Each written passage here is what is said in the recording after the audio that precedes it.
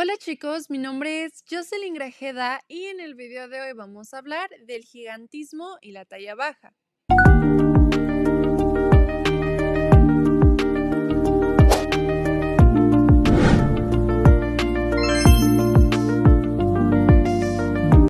En el video pasado hablamos de la acromegalia y en este video vamos a hablar del gigantismo, pero como tienen demasiadas similitudes, entonces hice una tabla comparativa de sus características. Es importante mencionar que el gigantismo se da antes del cierre de las placas de crecimiento. Esto quiere decir que los huesos pueden seguir creciendo longitudinalmente. Por eso, una característica de estas personas es que son muy altas. Por otro lado, la acromegalia es ya en una edad adulta, después del cierre de las placas óseas. Entonces, estos huesos van a crecer hacia los lados, es como ensanchamiento de huesos. Y en el gigantismo, estos se alargan hacia arriba, por eso son altos. ¿Sí? Otra vez mencionar que los valores normales de hormona del crecimiento al día en los adultos es de 0.15 a 0.3 y en los niños es de 0.5 a 1 miligramo. Ambas medidas son miligramos. Entonces, en el gigantismo se está secretando más de 1 miligramo de hormona del crecimiento al día. Ya mencioné el crecimiento óseo, en el gigantismo va a ser longitudinal, en la acromegalia va a ser hacia los lados. La edad de presentación también, el gigantismo se da en los niños y la acromegalia en la edad adulta, esto por el cierre de las placas óseas. Y la manifestación clínica es la estatura de las personas, estas van a ser muy altas. Por otro lado, en la acromegalia el crecimiento va a ocurrir ensanchando, es decir, rasgos faciales toscos, manos y pies grandes, aunque en el gigantismo también se puede presentar estas otras características. Ambos trastornos son causados por un adenoma hipoficiario productor de la hormona del crecimiento y los síntomas generales comunes son dolores articulares por este mismo crecimiento que no solamente va a ser óseo, es uno de los más evidentes, pero también hay crecimiento de cartílago, de tejido blando, entre otros. Las cefaleas, porque no les mencioné que la etiología, así como en el gigantismo, como en la acromegalia, son el adenoma hipoficiario, es un tumor en la hipófisis. Además de que otros síntomas son problemas metabólicos como la resistencia a la insulina, como ya lo mencionamos en acromegalia sobre este proceso de lipólisis y gluconeogénesis. Pero yo sé que ustedes están preguntando respecto a cómo vamos a definir el gigantismo, o sea, objetivamente, no podemos decir, ay, porque tú eres muy alto, tienes gigantismo. No, hay una medida, ¿sí? Que vamos a estar utilizando y es la desviación estándar y el percentil. La desviación estándar es una medida que nos dice qué tan lejos está la estatura de un niño respecto al promedio de su sexo y edad. En crecimiento, consideramos normal si la estatura está entre -2 o +2 desviaciones estándar. Pero si estás ya debajo de -2 desviaciones estándar, ya se va a considerar talla baja.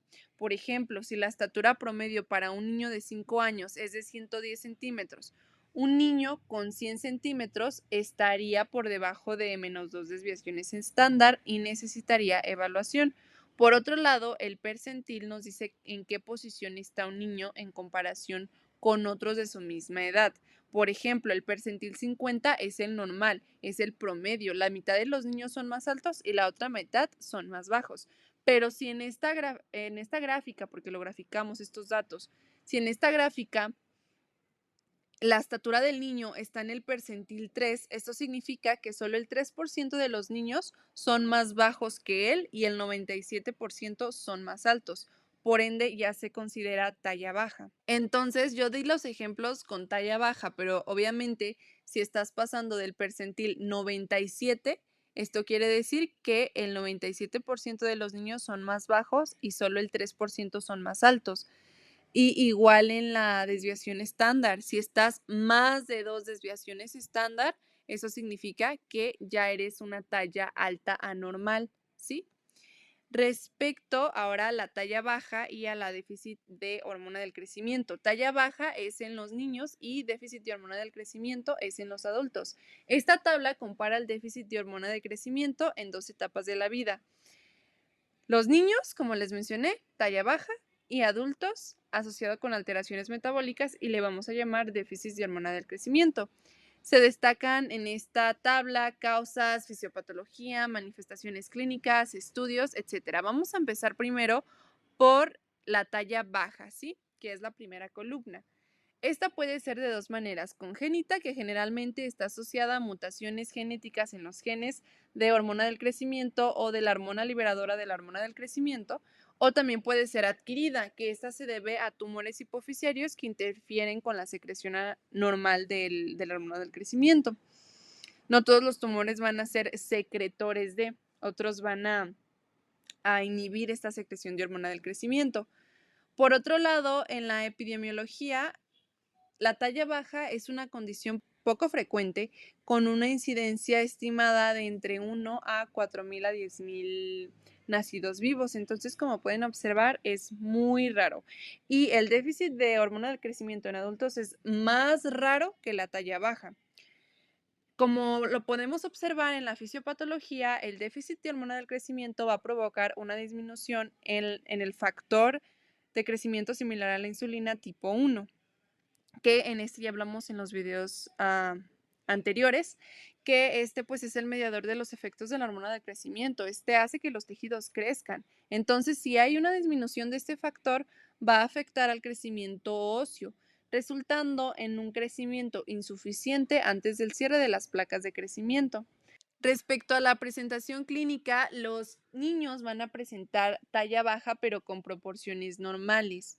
Es decir, su cuerpecito no va a ser una parte más larga que otra o así, no. Simplemente van a ser chaparritos, van a ser chiquitos.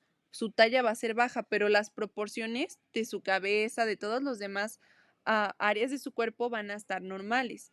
Respecto a los rasgos inmaduros, sí va a haber características faciales menos desarrolladas que podemos observar, y la grasa abdominal prominente por alteraciones en el metabolismo de lípidos, porque recordemos que la hormona del crecimiento es lipolítica.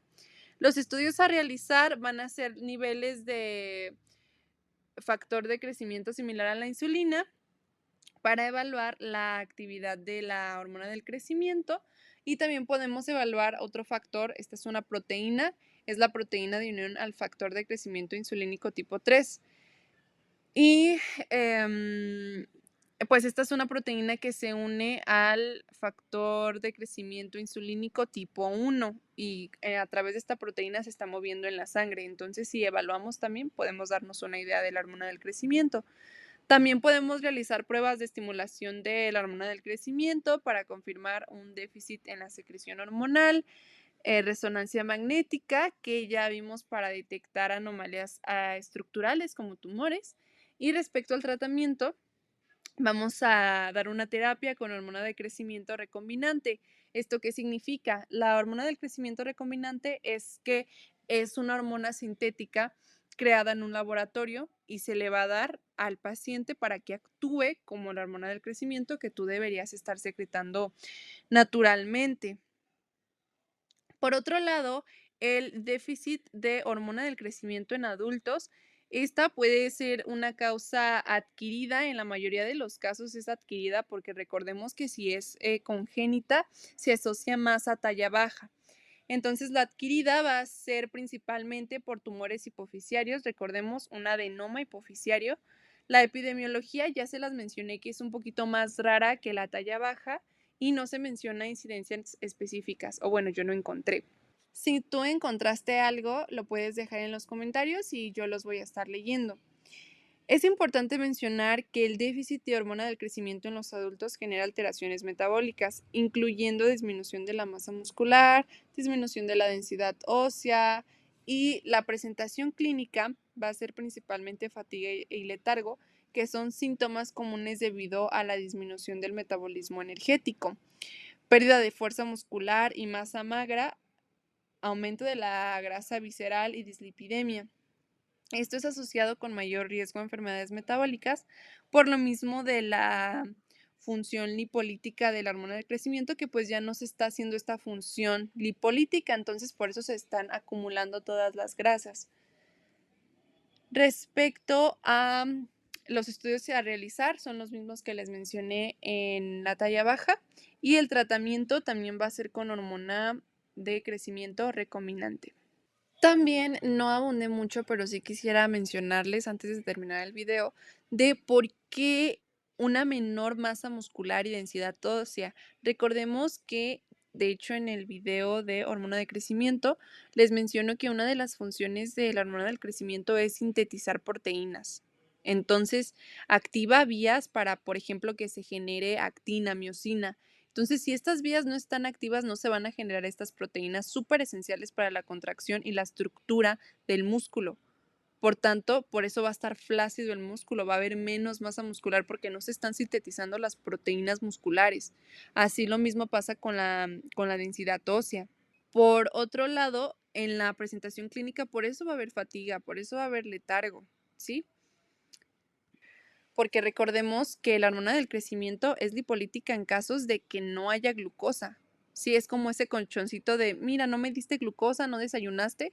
Yo, hormona del crecimiento, voy a destruir tejido graso que tienes y lo voy a convertir en glucosa. Pero como no está esta función, entonces por eso puede sentir esta persona fatiga, letargo, y también en la tabla lo podemos observar que va a haber disminución de masa magra, recordando que la masa magra son aquellos tejidos que no están compuestos de grasa, como lo es el hueso, el músculo, los órganos. Entonces, este déficit de hormona del crecimiento nos afecta a nivel sistémico. Es decir, así como el hueso no va a tener suficientes proteínas y por eso va a haber disminución de densidad ósea, puede haber osteoporosis incluso, así otros órganos importantes y vitales. Por otro lado, sí va a aumentar la grasa visceral, porque ya dijimos que no se va a ver esta movilización de grasas y por ende, por eso la persona está cansada, porque no se está movilizando grasa que se puede convertir en glucosa y dislipidemia por el mismo aumento de la grasa. Entonces, espero que no haya quedado ninguna duda. Igual, si tienes alguna pregunta, alguna aclaración, puedes dejarla en los comentarios.